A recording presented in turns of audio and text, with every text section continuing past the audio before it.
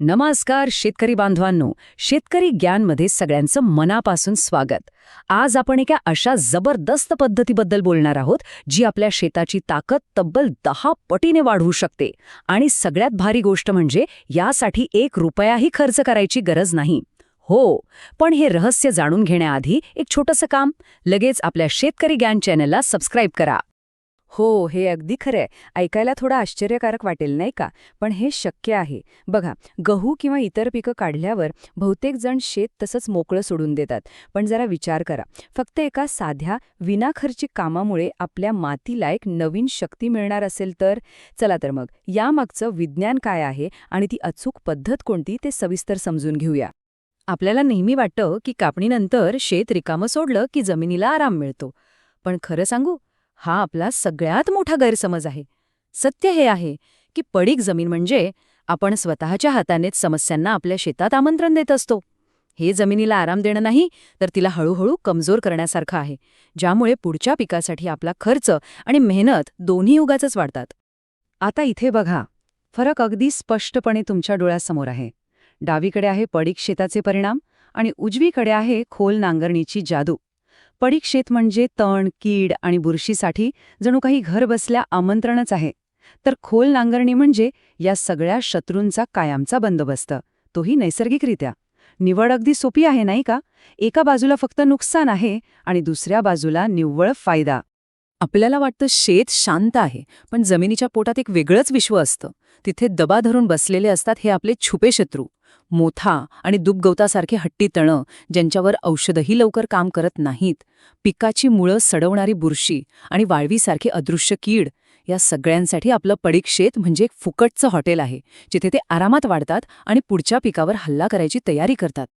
मग आता प्रश्न येतो की या सगळ्या शत्रूंना मुळापासून कसं उखळून फेकायचं? तर याचं उत्तर आहे खोल उन्हाळी नांगरणी. पण एक गोष्ट लक्षात ठेवा, हे फक्त ट्रॅक्टर चालवून रान फिरवण्यासारखं नाहीये.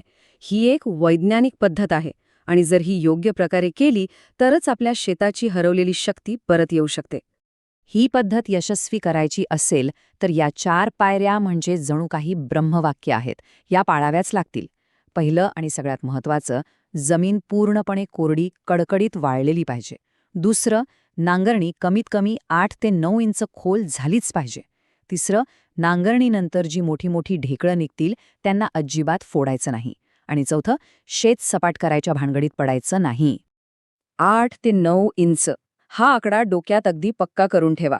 का?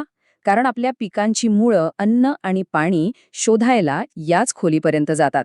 आणि जेव्हा आपण नांगर इतका खोल नेतो तेव्हा सूर्यकिरण थेट तिथे पोहोचतात आणि मातीला आतून निर्जंतुक करण्याची, स्वच्छ करण्याची खरी जादू सुरू होते. आता खरी गंमत सुरू होते. यामागचं विज्ञान इतकं सोपं आणि जबरदस्त आहे ना की तुम्हालाही मजा येईल. ही इतकी साधी पद्धत एवढी प्रभावी का आहे? कारण यात आपण निसर्गाच्या 2 सर्वात मोठ्या शक्तींना, म्हणजे आग ओकणारा सूर्य आणि सुसाट वाहणारा वारा, यांना आपले मोफतचे कामगार बनवतो. ते आपल्यासाठी 24 तास काम करतात, तेही विनापगारी. या प्रक्रियेला म्हणतात सोलर स्टेरिलायझेशन. सोप्या भाषेत सांगायचं तर सूर्यकिरणांनी जमिनीला आतून स्वच्छ करणे. बघा, जेव्हा नांगराचा फाळ जमिनीत खोल जातो आणि मोठी ढेकळं वर येतात, तेव्हा त्या ढेकळांसोबत मोथा, गवताच्या गाठी, दूब गवताची मुळं आणि किडींशी अंडी, हे सगळं उन्हात उघडं-नागडं पडतं.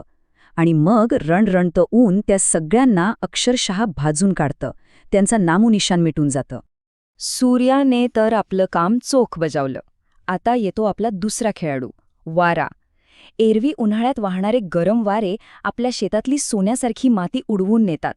पण या पद्धतीत तोच वारा आपल्यासाठी वरदान ठरतो. तो जणू काही आपल्यासाठी खत पोचवणारा डिलिव्हरी बॉय बनतो. कल्पना करा, आपलं नांगरलेलं, ढेकळांनी भरलेलं शेत म्हणजे एक मोठी नैसर्गिक जाळी आहे.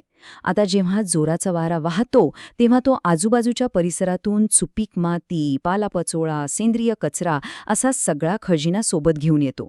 आणि हा सगळा पौष्टिक माल आपल्या शेतातल्या ढेकळांमध्ये अडकून पडतो. मग जेव्हा पावसाची पहिली सर येते तेव्हा हे सगळं नैसर्गिक खत आपल्या मातीत विरघळून जातं. झालं की नाही फुकटात काम? थांबा थांबा, मला माहितीये, हे सगळं ऐकून मनात बरेच प्रश्न आले असतील. पण असं केलं तर काय होईल? त्याचं काय होणार?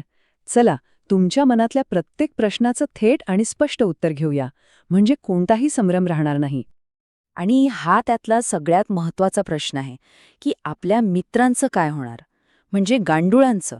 कारण गांडूळ म्हणजे तर आपल्या जमिनीचा आत्मा आहे.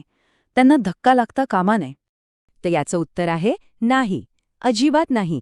उलट गांडूळ खूप हुशार जीव आहेत. त्यांना कळतं की वर ऊन वाढतंय.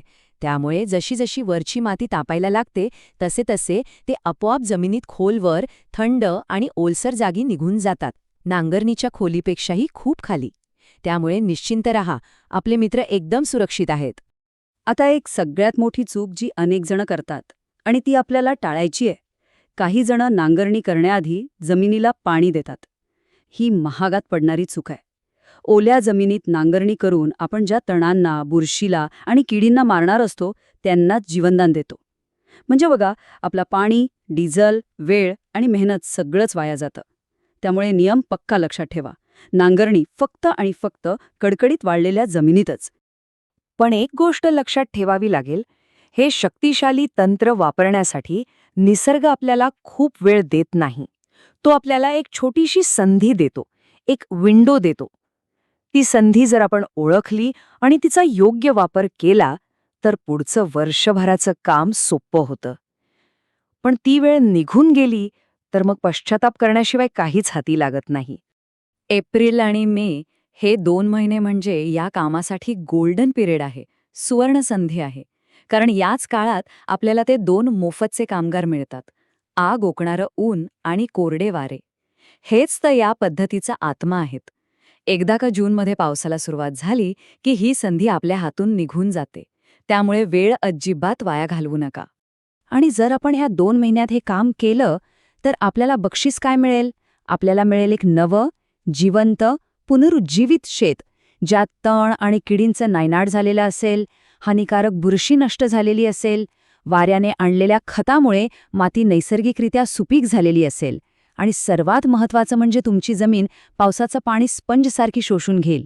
आणि हे सगळं एका पैशाच्याही खर्चाशिवाय.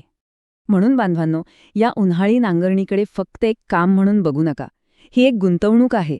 आपल्या पुढच्या पिकासाठी, आपल्या भरघोस उत्पन्नासाठी केलेली सगळ्यात हुशारीची गुंतवणूक. ही मौल्यवान माहिती फक्त स्वतःपुरती ठेवू नका, तर आपल्या ओळखीच्या जास्तीत जास्त शेतकरी बांधवांपर्यंत पोहोचवा. अशीच शास्त्रीय, सोपी आणि कामाची माहिती मिळवण्यासाठी आपल्या शेतकरी ज्ञान चॅनलला सबस्क्राईब करायला अजिबात विसरू नका. पुन्हा भेटूया एका नवीन आणि महत्त्वपूर्ण माहितीसह. तोपर्यंत जय जवान, जय किसान.